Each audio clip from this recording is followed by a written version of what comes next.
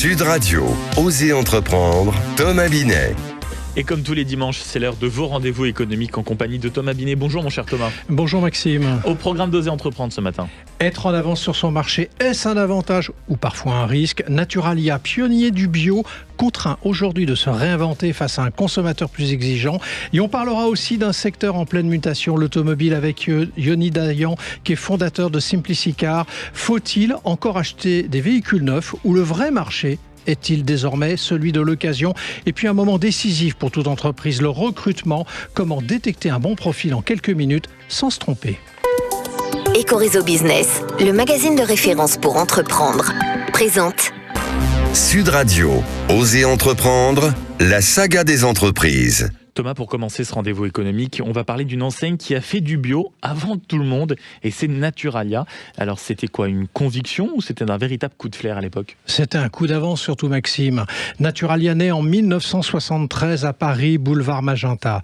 À l'époque, le bio n'existe quasiment pas. Les fondateurs, les Trocmé, veulent simplement proposer une alimentation plus saine, plus naturelle, en plein cœur de la ville. Une idée très moderne, mais presque marginale pour l'époque.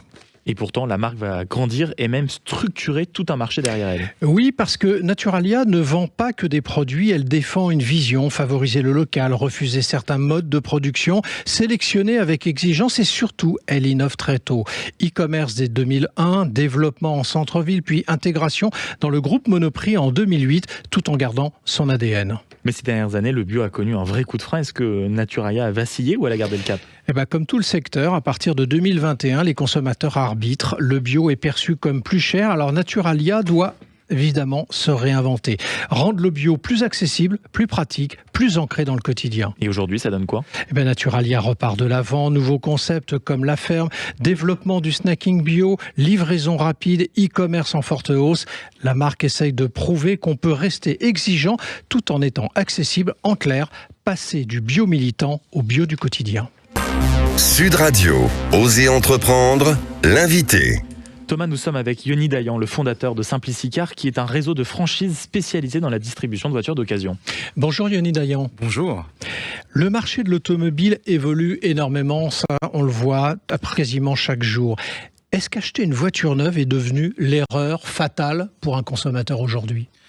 On va pas dire que c'est une erreur, mais que c'est devenu compliqué et cher. On sait que les véhicules neufs ont pris plus de 30% depuis 2019. Donc aujourd'hui, on sait que le pouvoir d'achat en France est en berne. Donc c'est pas une volonté de tout le monde de ne pas vouloir acheter un véhicule neuf, parce qu'on a quand même le plaisir de rentrer dans un véhicule qui n'a jamais roulé. Mais par contre, ça devient de plus en plus compliqué. Donc les consommateurs se dirigent plutôt vers les véhicules d'occasion. Oui, et puis accessoirement, pour avoir de l'occasion, il faut quand même avoir eu du neuf à un moment donné. Exactement. Il faut le rappeler. On parle beaucoup de crise dans l'automobile, mais est-ce que le marché est vraiment en difficulté ou simplement en mutation en fait ? Complètement en difficulté, et le premier problème, c'est les malus punitifs, puisqu'aujourd'hui, quel que soit le véhicule, que ce soit au poids, que ce soit par rapport à son rejet de CO2, on a des malus qui vont jusqu'à 80 000 euros. Donc aujourd'hui, c'est ce qui fait aussi une baisse des ventes de véhicules neufs, et surtout les véhicules passion. On est dans une mission d'entrepreneurs, des grands entrepreneurs qui gagnent leur vie, mais qui ne veulent pas aujourd'hui payer ce coup de massue qui va jusqu'à 80 000 euros pour acheter un véhicule neuf en 2026. Donc moins de ventes, certains constructeurs européens vont ne plus fabriquer certains modèles qui arriveront en Europe et qui arriveront en France. Donc on a des modèles qui n'existeront plus chez nous à cause de ce malus punitif et tout l'écosystème qui va avec, puisqu'évidemment, si on ne vend pas de véhicules, on assure moins, on rentre moins d'argent dans les caisses, moins de TVA. Les assureurs, les garantisseurs, les financeurs, tout l'écosystème est touché aujourd'hui par ces malus punitifs et ces taxations. Yoni Dayan, vous l'avez rappelé, nous sommes dans une émission sur les entrepreneurs et sur l'entrepreneuriat, on va s'intéresser à vous. Vous êtes parti de rien, vous arrêtez l'école à 16 ans et vous travaillez au début avec votre père qui est spécialisé dans le déstockage de vêtements de luxe et vous en arrivez à la conclusion qu'il faut choisir des activités sans stock à financer. Ça, c'est pour avoir les reins justement financiers pour tenir. Exactement, c'était l'une des problématiques de mon papa à l'époque, c'est d'acheter des gros stocks avec des bons et des moins bons produits à vendre. Mais pour avoir un bon tarif et pour être compétitif quand on le revend, il fallait acheter beaucoup de stocks. Et puis avec le temps, il a accumulé énormément de marchandises et c'était quasiment une phobie pour moi. J'aimais les voitures, j'aimais le business. Il fallait que je trouve un business qui va bien avec ça et Simplicicar est né. Et alors justement, et c'est né en 2011 avec un premier magasin de 30 mètres carrés à Nation. C'est quoi Simplicicar et vous proposez quoi concrètement ? Simplicicar, tout simplement, c'est la simplification de la vente automobile pour les particuliers. On sait que il y a 15 ans, quand j'ai commencé, les agences immobilières vendaient des maisons pour les particuliers, mais il n'y avait pas de service pour la vente automobile d'occasion pour les particuliers. Soit vous passiez par une concession et on vous rachetait votre véhicule très bas, soit vous mettiez une petite annonce et avec le temps et tout ce qui s'est digitalisé, les arnaques sont arrivées avec les faux virements, les faux chèques de banque. Et de ce fait-là, nous, on est arrivé en tant qu'intermédiaire et là pour sécuriser, accompagner le particulier en prenant soin de son véhicule et en mettant des process professionnels, en checkant les véhicules, en les contrôlant, en contrôlant le paiement. Et en fait, de là est né Simplicicar, un service tout neuf. Alors justement, et sauf erreur de ma part, vous vendez entre 15 000 et 20 000 véhicules par an. Qu'est-ce que ça dit de la demande aujourd'hui sur le marché de l'occasion ? Là, avec la crise et la guerre qui s'est passée, on a plus de 30% de demandes sur notre site internet depuis 2 mois sur les véhicules électriques.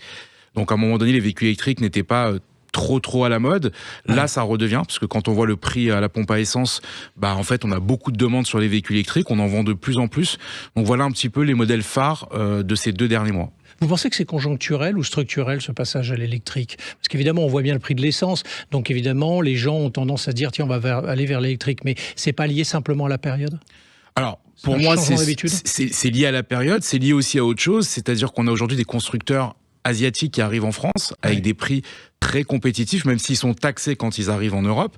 Et aujourd'hui, je pense que ce qui était un frein, et ce qu'on disait en début d'émission, le prix des véhicules, aujourd'hui, ça l'est moins par cette concurrence que je dirais un peu déloyale de ces véhicules qui arrivent, parce qu'ils sont vraiment beaucoup moins chers. Et aujourd'hui, c'est ce qui fait que l'électrique a le vent en poupe, parce qu'aujourd'hui, on a des marques comme BYD et d'autres qui arrivent et qui font très mal parce que les véhicules sont moins chers. Alors, on a aussi les Françaises avec la nouvelle Twingo qui arrive, qui est autour de 20 000 € avec les aides de l'État, puisqu'elle elle a la possibilité d'avoir les aides, les boosts pour l'État parce qu'elle est fabriquée en Europe. Mais aujourd'hui, on a le ressenti que oui, on a eu cette crise avec l'essence qui était très chère, et je pense que les consommateurs se disent, je veux pas retomber à avoir un budget ou ne pas pouvoir carrément prendre ma voiture parce que l'essence est trop chère, donc je roule en électrique. Yoni Dayan, vous avez aujourd'hui plus d'une centaine d'agences et la croissance a été très rapide. Du coup, on voit de plus en plus aussi de franchises dans le domaine de l'automobile. Est-ce que c'est devenu un secteur d'opportunité pour entreprendre de cette manière, la franchise ?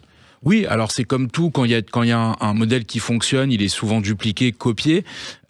Aujourd'hui, on a beaucoup d'entrepreneurs qui veulent faire un métier qui soit passion, donc on est tout à fait dedans avec l'automobile, qui soit rentable. On a une rentabilité à quasiment 3 mois de retour sur investissement, avec un accompagnement. Aujourd'hui, on est un fort réseau, on a plus de 120 points de vente, on est en France, dans les dom-tom et en Belgique, donc on a un maillage qui est quand même assez important. On communique énormément, donc aussi c'est pareil.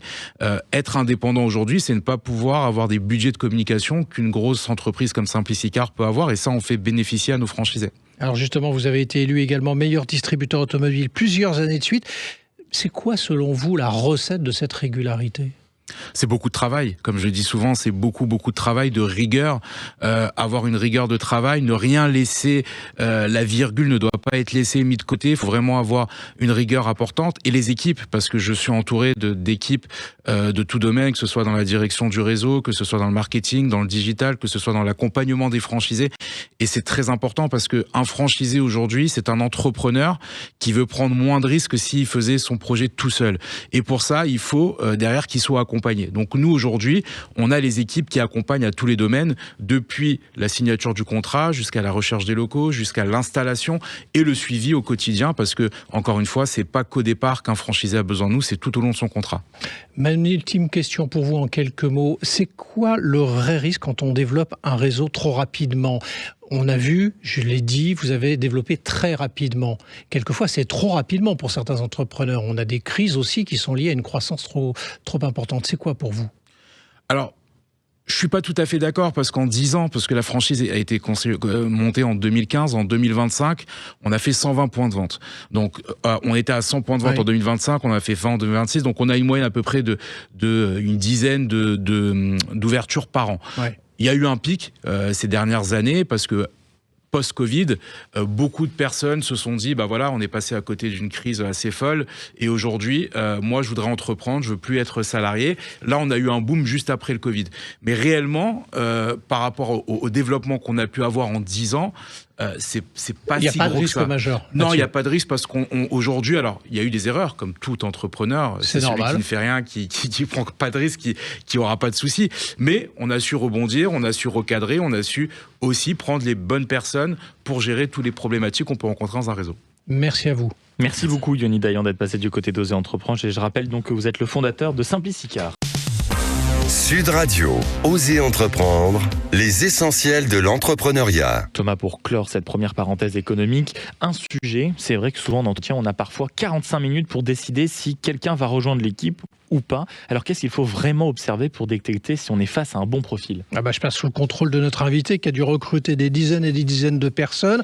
Le premier réflexe, Maxime, c'est de ne pas se laisser hypnotiser par le CV. Les diplômes et les expériences, c'est important, mais ce n'est pas que le passé en définitive. Ce qui compte, c'est le potentiel et l'attitude. Comment la personne parle de ses échecs, est-ce qu'elle assume ? Qu'est-ce qu'elle a appris de son passé, justement ? Un bon profil, ce n'est pas quelqu'un qui n'a jamais chuté, c'est quelqu'un qui sait expliquer ce qu'il a compris de ses erreurs. Là, on touche à la maturité professionnelle. Donc il faut aller au-delà des compétences techniques. Exactement, les compétences s'apprennent, le savoir-être beaucoup moins. Il faut observer la curiosité, la capacité à écouter, à poser les questions pertinentes. Un candidat qui interroge sur la vision de l'entreprise, sur les équipes, sur les défis, montre qu'il se projette déjà dans l'entreprise. Et puis, il y a l'énergie. Est-ce que la personne donne envie de travailler avec elle ? Est-ce qu'elle est alignée avec la culture de l'entreprise ? L'entretien, c'est la rencontre à double sens. Et comment éviter les fameux biais, vous savez, les impressions qui parfois peuvent fausser le jugement ? C'est tout l'enjeu, Maxime. Il faut structurer l'entretien, poser les mêmes questions à chaque candidat, évaluer avec des critères précis et surtout distinguer le « je l'aime bien ce candidat » du « il est adapté au poste ». Un bon profil, ce n'est pas celui qui nous ressemble, c'est celui qui complète l'équipe. Alors finalement, recruter, ce n'est pas chercher le candidat parfait, c'est chercher la bonne alchimie. Merci beaucoup, mon cher Thomas Binet. On se retrouve dans une poignée de minutes pour Oser Investir. Sud Radio, Oser Entreprendre, Thomas Binet.